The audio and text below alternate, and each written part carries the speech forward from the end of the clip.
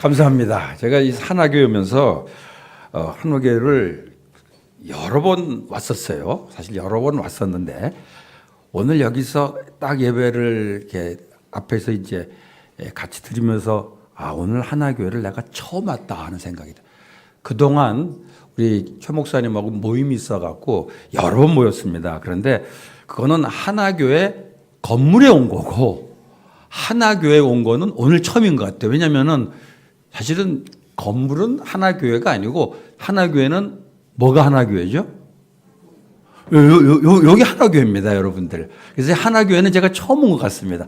한화교회 건물은 여러 번 왔었는데, 그래서 오늘 처음 오게 됐는데, 목사님이 이제 말씀을, 이렇게, 저에게 부탁을 해 주셨을 때, 어떤 말씀을 하는 게 좋을까 하다가 결국은 올해가 끝나기 전에 꼭 해야 될 말씀.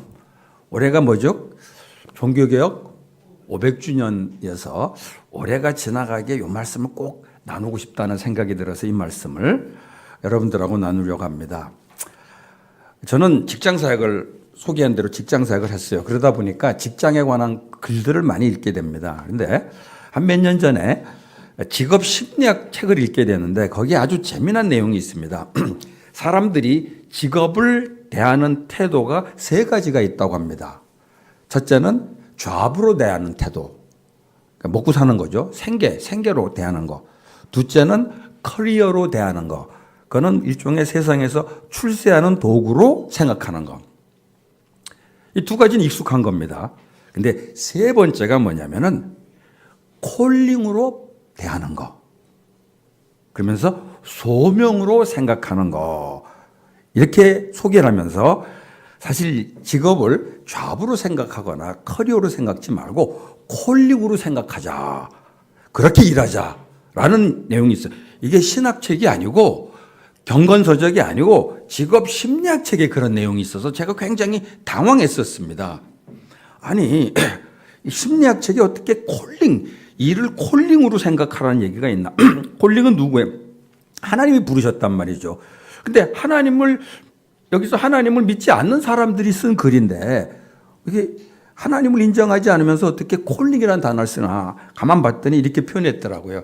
원래 콜링이라는 단어는 종교적인 어원이다. 신이 부르는 거다. 그런데 심리학에서는 내면의 부르심으로 이해한다. 뭐 이렇게 이상한 얘기를 써갖고 결론을 내렸어요. 근데 제가 그걸 읽다가 굉장히 충격이 됐던 거가 심리학자들이 소명의식을 가지고 일하라고 하는데 과연 우리 교회에서는 얼마나 그 소명의식을 강조하나 생각해 보니까 굉장히 제한되게 소명을 이해한다는 생각이 들었습니다. 그러니까 교회에서 소명이라는 말을 씁니다. 근데 소명이라는 말을 쓸 때는 굉장히 좁게 쓰는 것 같아요. 그리고 이 소명이라는 말을 쓰면은 굉장히 또 거창하게 느낍니다. 그러니까 소명의식을 가지고 살라 그러면 굉장히 부담스럽게 느껴지는 그런 표현입니다, 사실은. 그러니까 소명은 제가 과거 직장 다니다가 이제 목사가 되고 신학교로 가려고 할 때 제가 신학교 가겠다고 그랬어요. 그랬더니 제 어른 목사님이 제일 먼저 저한테 질문한 게 있습니다. 뭐라고 질문했겠어요? 소명 받았냐는 거예요. 그런데 받았다고 하기에는 딱히 받은 게 없고 안 받았다고 하면 가지 말랄 것 같고 그래서 소명이요? 하고 그냥 넘어갔어요. 그리고 그냥 신학교를 갔어요. 근데 나중에 가만히 생각해 보니까 이게 소명이란 것이 우리 크리스찬들에게는 이게 목사나 선교사한테 해당되는 거지 보통 우리들한테는 성도들한테는 해당 안 되는 거로 생각을 하고 살더라고요. 그리고 혹시 평신도들한테도 소명 얘기하면은 뭐 교회에서 거창한 일을 맡을 때나 해당되는 거로 생각하더라는 거죠.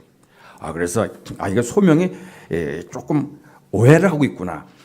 성경을 보면서 제가 이 소명이라는 것이 무엇인지를 새롭게 깨닫게 되면서 여러분들에게 그걸 좀 나누고 싶습니다. 오늘 본문이 그겁니다. 오늘 본문에 이 소명이라는 말이 나옵니까, 여러분들?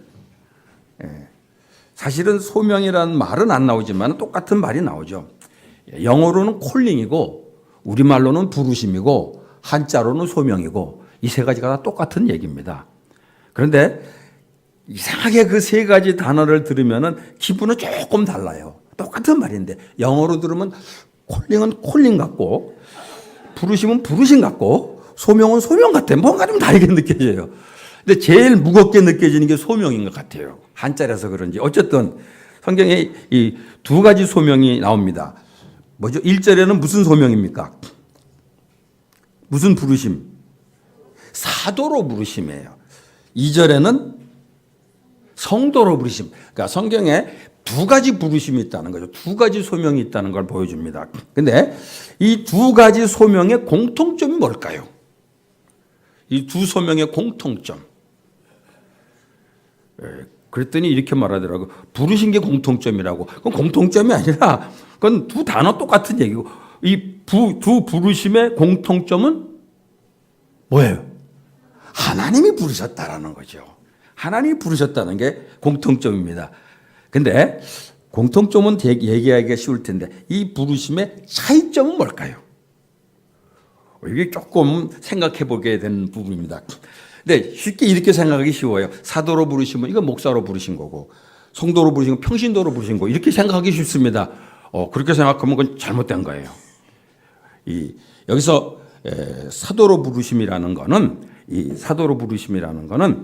이 사도라는 직분으로의 부르심이고 성도로 부르심이라는 것은 성도가 되도록 그러니까 신분의 부르심이라는 거죠. 자, 오늘 그래서 설명을 좀 드리고 싶습니다. 먼저 성도로 부르심에 대해서 말씀을 나누고 싶습니다. 모든 성도들은 여기 계신 분들 모든 성도들은 하나님의 부르심을 받아서 성도가 됐습니다. 그래서 이거를 보통은 구원의 소명, 그리고 신학자들은 이걸 1차 소명이라고도 합니다. 이걸 조금 이해하기 위해서 로마서 8장 30절을 보면 돼요. 로마서 8장 30절 보면은 이런 말씀이 있습니다. 또 미리 정하신 그들을 또한 부르시고 부르신 그들을 또한 의롭다 하시고 의롭다 하신 그들을 또한 영화롭게 하셨다. 그러니까 하나님은 구원받을 사람을 미리 정하셨습니다. 그 다음에 그 사람을 부르십니다. 콜링한다는 거죠. 소명, 부르신다는 거죠. 그리고 그 부르신 사람들을 이 예수를 믿게 되고 그래서 의롭게 되고 나중에 영화롭게 된다는 거죠. 그러니까 한 사람이 예수를 믿는 과정에서 꼭 필요한 게 뭐냐면 하나님의 부르심이 있다는 거죠. 그러니까 하나님의 부르심을 받지 않고 예수를 믿는 사람은 없어요. 그러니까 예수를 믿는 사람은 다 뭐예요? 부르심을 받은 사람입니다. 그런데 재미난 거는 예수 믿는 사람 손들라고 하면 손들기가 쉽습니다. 소명 받은 사람 손들라고 하면 갑자기 힘들어져요. 뭔가 좀 다르게 느껴진다는 거죠. 부르심을 받지 않고 소명을 받지 않고는 예수를 믿을 수가 없어요. 모든 성도들은 다 콜링 혹은 부르심 혹은 소명을 받았다는 겁니다. 그러면 왜 이렇게 이 부르심을 받는다라는 게 왜 이렇게 중요하냐 하냐면은 이 부르심을 받은 사람들에게 하나님이 기대하시는 것이 성경에 많이 나옵니다. 에베소 4장 1절 2절을 보게 되면은 한마디로 내가 부르심을 받았다라는 것을 알게 되면은 내 삶이 달라질 수 있다라는 거예요. 그러니까 소명이라는 게 굉장히 중요해요. 소명하면은 무슨 엄청난 일을 맡는 거로 생각하는데 아니에요. 그거 이전에 내가 부르심을 받았다. 그래서 예수를 믿게 됐다는 걸 알게 되면은 내 삶이 달라질 수가 있다는 거죠. 에베소 4장 1절 2절을 보게 되면 이런 말씀이 있습니다. 부르심에 합당하게 살아가십시오. 그러니까 부르심 받은 사람들, 예수 믿는 사람들은 부르심 받았어요. 그럼 그 부르심에 합당하게 살라는 거죠. 근데 부르심에 합당하게 살라는 게 어떤 내용인지 2절 보게 되면은 모든 겸손과 온유로 하고 오래 참음으로 사랑 가운데 서로 용납하고 한마디로 뭐냐면 그리스도의 성품을 가지고 살아가는 거죠. 부르심을 받은 사람은 어떻게 살아야 되냐 하면은 금방 떠오르게 교회 열심히 나오고 기도 많이 하고 성경 열심히 읽고 분명히 들어갑니다. 그런데 에베소 4장에서는 부르심에 합당한 삶이 뭐냐면 겸손과 온유. 오래 참음으로 사랑 가운데서 서로 용납하는, 바로 이게 부르심에 합당한 삶이라고 합니다. 한번 이거 생각해 보세요. 주일날 빠지지 않고 예배 나오는 거하고 겸손하고 온유하게 사는 거하고 어느 게 더 어려울까요? 어느 게 더 쉬울까요? 주일날 매주일 빠지지 않고 나오는 것도 쉽진 않은데 겸손과 온유로 산다는 게 참 이게 쉽지 않습니다. 이게 더 어렵죠, 사실은. 근데 주님이 기대하시는 거는 주일날 예배 드리는 게 굉장히 중요하지만은 부르심 받은 사람들이 삶 속에서 겸손하고 온유하게 살고, 그다음에 오래 참음으로 사랑 가운데 서로 용납하는 것을 주님께서 원하신다는 겁니다. 이게 바로 뭐야? 소명 의식을 가진 사람의 삶이라는 거죠. 베드로전서 1장 15절에 보면 또 이런 말씀이 있습니다. 오직 너희를 부르신 자 이처럼 너희도 모든 행실에 거룩한 자가 되라. 그러니까 하나님이 우리를 부르셨을 때 부르신 그 분처럼 거룩하게 살도록 하기 위해서 부르셨다라는 거죠.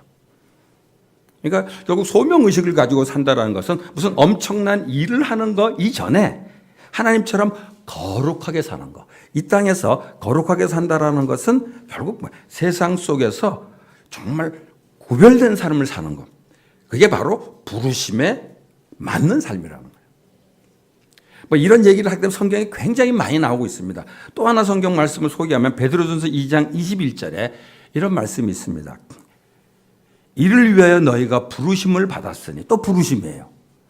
그리스도도 너희를 위해 고난을 받으사 너희에게 본을 끼쳐 그 자취를 따라오게 하셨느니라.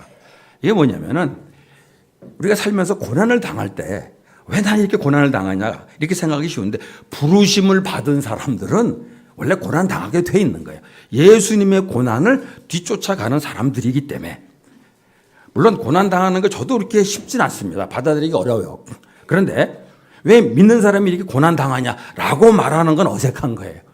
왜냐하면 예수 그리스도가 고난을 당하신 분인데 그 예수 그리스도를 믿는 사람들, 부르심 받은 사람들은 결국 그 고난의 자취를 따라가는 것이 정상적이라는 거죠. 그래서 사실 우리에게 소명의식이 필요한 거는 무슨 거창한 일을 하기 위해서 필요한 게 아니라 정말 그리스도인답게 살기 위해서 필요하다는 거죠. 그러니까 그리스도 부르심을 받았으면은 그리스도인답게 그리스도인의 성품으로 살고, 부르심을 받았으면은 하나님처럼 거룩하게 살고, 부르심 받았으면은 예수님의 고난의 발자취를 따라가는 삶으로 살아가는 거죠. 그래서 우리가 이 하나님의 부르심 받았다는 것, 이 소명 의식을 갖는다는 것은 우리 삶을 변화시킬 수 있어요. 그러니까 소명 의식을 가지고 산다라는 것은 한마디로 크리스찬답게 사는 것을 오늘 본문이 가르쳐 주고 있습니다. 그다음에 두 번째는 이게 소명 나옵니다. 이게 사도로 부르심이 나오죠. 이 사도로 부르심, 이거는 이 직분을 일의 소명 혹은 직분의 소명 혹은 직업의 소명이라고 얘기합니다. 신학자들은 이걸 2차 소명이라고 해요. 오늘 본문에서 사도 바울이 자기를 사도로 부르셨다고 했는데, 사도로 부르시기 전에 먼저 이 바울을 성도로 부르셨습니다. 그러니까 모든 성도들은 하나님께 성도로 부르십니다. 그리고 나서 어떤 사람에게 사도가 되도록 부르셨다라는 거죠. 바울이 그게 예가 되는 거죠. 모든 성도들은 성도로 하나님 부르셨어요. 근데 그 성도들 가운데 어떤 사람은 사도라는 직분으로 부르셨다는 거예요. 바울이 바로 그런 사람입니다. 그래서 이 사도로 부르셨다는 얘기를 하게 되면 금방 떠오르는 게 뭐냐면, 이거는 성직자들에게만 해당된다라고 생각하기 쉽습니다. 그러니까 사실 교회 역사를 보게 되면은 이 소명이라는 것을 주로 성직자들한테 많이 해당되는 거로 생각했었습니다. 신부나 수도사들, 그런 사람들에게만 이 부르심이라는 단어를 썼어요. 소명이라는 단어를 썼어요. 그런데 그것에 대해서 그렇지 않다고 생각한 사람이 있었어요. 그건 누구냐면은 루터입니다. 루터. 저희 종교개혁은 바로 그거를 뒤집은 거예요. 올해가 500주년, 500주년이죠. 종교개혁 500주년인데 사실 이 종교개혁 500주년은 굉장히 의미 있는 것 같아요. 왜냐하면은 인류 역사상 이 굉장히 중요한 사건인데 그거의 500주년이라는 거. 뭐 500주년이면 어떻고 501주년이면 어떠냐 그러는데 확실히 의미가 다른 것 같아요. 501주년하고 502주년은 벌써 좀 감이 떨어질 것 같아요. 500주년이 너무 중요해. 근데 그 500주년을 맞이해서 이 종교개혁이 갖는 의미를 우리가 정말 회복했으면 좋겠는데 오래 갑니다. 이거 좀 아깝습니다. 이거. 그런데 그 중에 사실 중요한 얘기가 그죠. 뭐 오직 믿음, 오직 은혜, 오직 예수, 오직 성경 등등이 있습니다. 우리가 잘 아는 내용들이죠. 근데 그 외에 아주 중요한 것이 있는데 바로 만인 제사장이라는 거죠. 만인 제사장론. 한마디로 뭐예요? 모든 성도들은 성직자들이거나 그렇지 않은 흔히 말하는 평신도를 포함해서 다 하나님의 제사장이라는 거죠.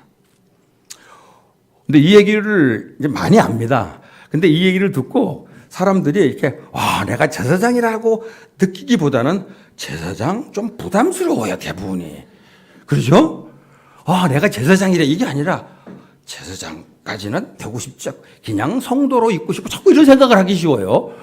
근데 이거는 루터가 한 얘기면 내가 조금 이제 뭐라 할 수 있겠는데 사실은 이 얘기는 루터가 하기 전에 먼저 누가 했냐면은 베드로 사도가 했어요.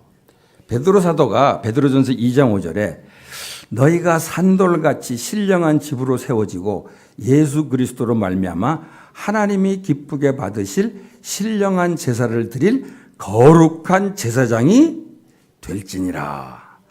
이게 목사님들 모아놓고 한 얘기도 아니고 신학생들 모아놓고 한 얘기도 아니고 모든 성도들, 이방인을 포함한 모든 성도들을 향해서 쓴 편지 가운데 신령한 제사를 드릴 거룩한 제사장이 될지니라 얘기한 거예요. 그 얘기를 듣고 우리가 제사장이래 라고 생각하기보다 우리가 제사장이야? 굉장히 이게 받아들이기가 쉽지 않았을 거예요. 지금 대부분 성도들 그렇습니다. 제사장이라고 이렇게 자부심을 느끼기보다는 자꾸 이렇게 뒤로 움츠러지려고 그래요. 그런데 그래서 이런 분들이 있을 수 있죠. 나는 제사장 안 하고 그냥 성도 할래. 안 돼요. 길이 없어요. 제사장 안 되고 성도 되는 길이 뭐가 있는 줄 알아요? 딱 하나밖에 없어요. 예수 안 믿는 것밖에 없어요. 왜냐하면 거룩한 제사장이 될지니라 이랬으니까. 그러니까 예수 믿는 모든 성도들은 원튼 원치 않든 제사장이 돼야 돼요. 아니 제사장이 됐어요. 그렇기 때문에 여기서 중요한 거는 제사장이 하는 일은 그게 무엇이든지 하나님의 소명이 될 수 있다는 거죠. 그러니까 그 당시 루터가 그런 얘기를 했어요. 신부들이 예배를 인도해. 굉장히 거룩하게 느껴지죠. 근데 그 일이나 목동들이 목장에서 소에 젖을 짜 그 일이나 일의 종류는 다르지만 다 똑같이 하나님을 기쁘게 하는 일이라고 했어요. 일의 종류는 다르지만은 다 똑같이 하나님의 부르심이라는 거예요. 소명이라는 겁니다.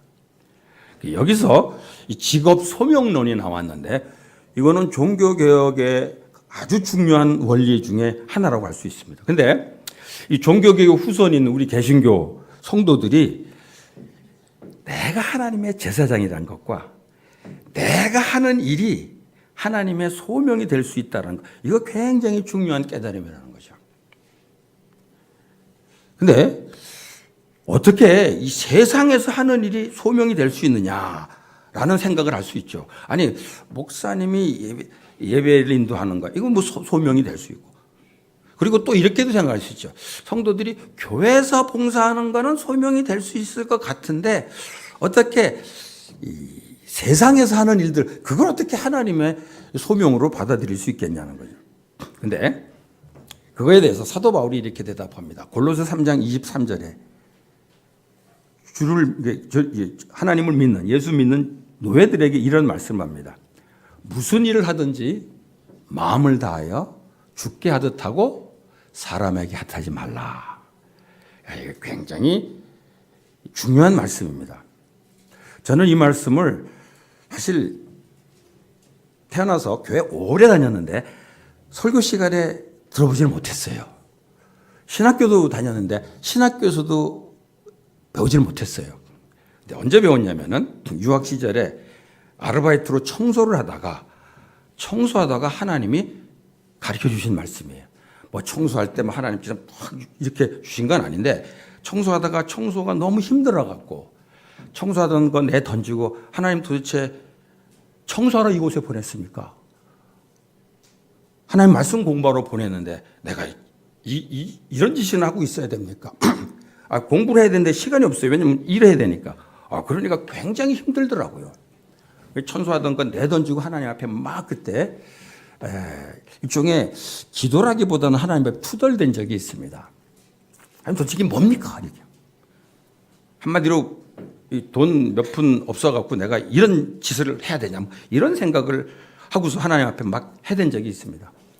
근데 어떤 분들은 그런 기도를 하고 나면은 하나님께서 아침에 아파트 문을 열었더니 뭐 흰 봉투가 와 있었다 뭐 이런 간증들을 가끔 하시더라고. 근데 저는 아파트 문 아무도 한 적이 없어요. 봉투 한 번도 온 적이 없어요. 근데 그때 하나님께 저한테 주신 게 이 골로새 3장에 있었죠. 무슨 일을 하든지 마음을 다하여 죽게 하듯 하고 사람에게 하듯 하지 말라. 이게 지금 노예들이 하는 일의 종류라는 게 뻔합니다. 청소하는 일, 뭐 음식 대접하는 일, 뭐 그런 일들이에요. 그런데 그런 일들을 사도 바울이 주님께 하듯 하라고 한 거죠. 물론 여기에 소명이라는 단어를 쓰진 않았어요. 그런데 이 말을 지금 식으로 좀 풀어서 얘기하면은 너희들이 지금 하고 있는 일을 하나님의 소명으로 받아서 해라. 그냥 사람에게 그 당시는 이제 노예죠.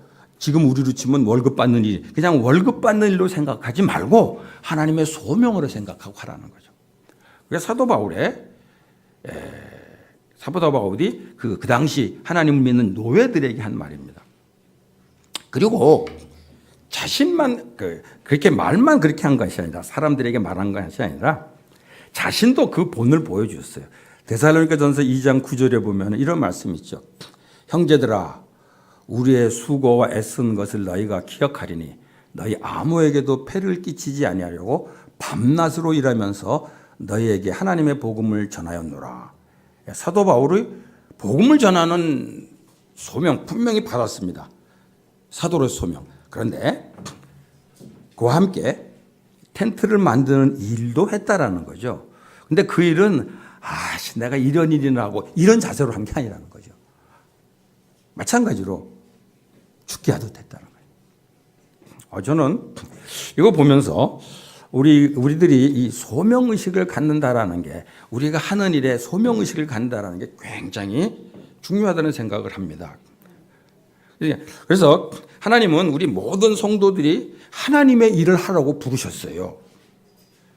바울을 사도로 부르셨듯이 어떤 사람은 목사나 선교사로 부르셨고 그리고 또 목사가 아닌 사람들 중에 장로나 집사로도 부르십니다. 또 교사로도 부르시고 교회 안에서. 근데 그런 것도 이런 것도 없는 사람들은 뭐로 부르셨냐? 그냥 성도로 모르겠어요. 근데 그 그냥 성도가 없어요. 다 제사장으로 부르셨어요. 그러니까 교회에서 어쨌든 아주 작은 일이라도 뭔가 맡게 되면은 그거를 어떻게 생각해야 되냐? 소명으로 생각해. 소명의식. 예를 들어서 무슨 이제 이런 꽃 준비하는 이런 것들이 뭐 교회 많이 있겠죠. 그런데 그 일을 나는 이런 건 안 시키고 이게 아니에요. 그게 뭐가 돼야 돼?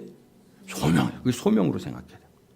그런데 재미난 거는 사람들이 교회에서 맡겨진 일은 소명으로 생각하기가 조금 쉬워요. 아무리 좀 하찮은 일에도 교회에서 맡겨진 일은 소명으로 생각하기가 좀 쉬운데 교회 예배당만 딱 나가면 갑자기 소명이 사라지는 것 같아. 그래가지고 직장에서 하는 일에 대해서는 이거는 조합이다. 먹고 살기 위한 거다. 그리고 내가 이 세상에 출세하기 위해서 필요한 거다라고 생각한다는 거예요.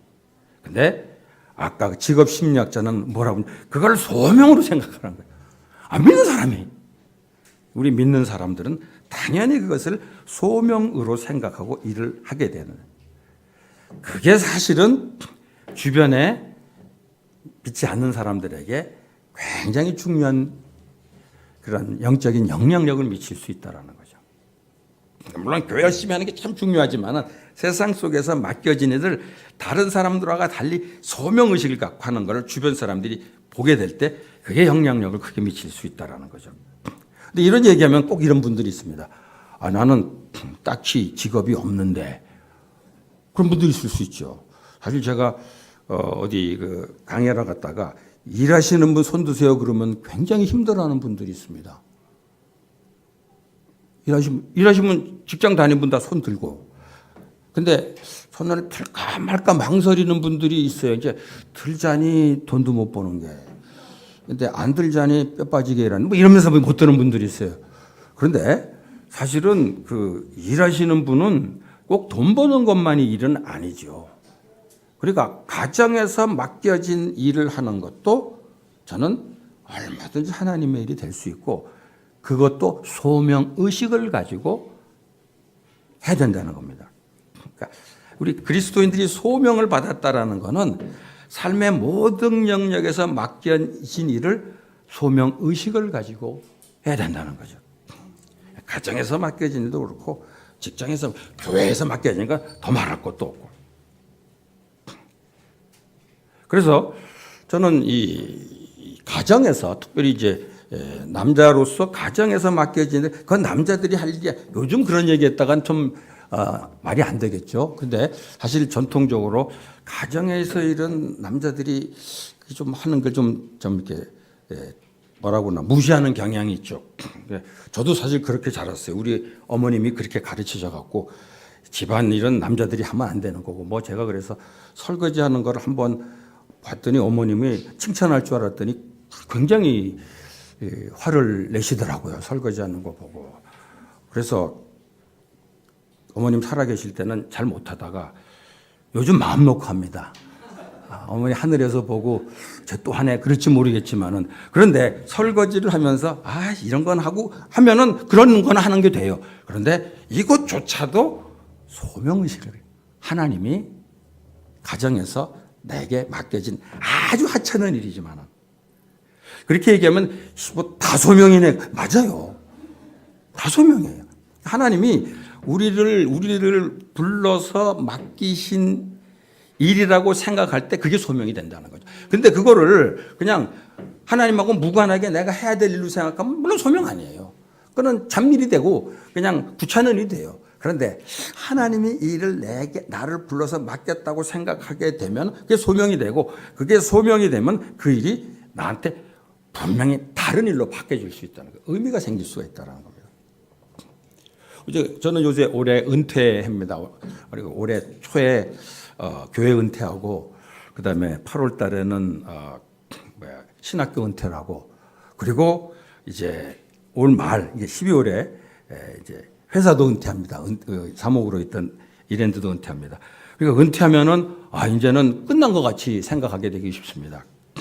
근데 은퇴라는 것도 자기가 일하던 자리에서 은퇴를 하는 것이지 하나님의 일에서 은퇴하는 건 없어요. 네. 그래서 저는 그렇게 생각합니다. 은퇴도 소명이라고.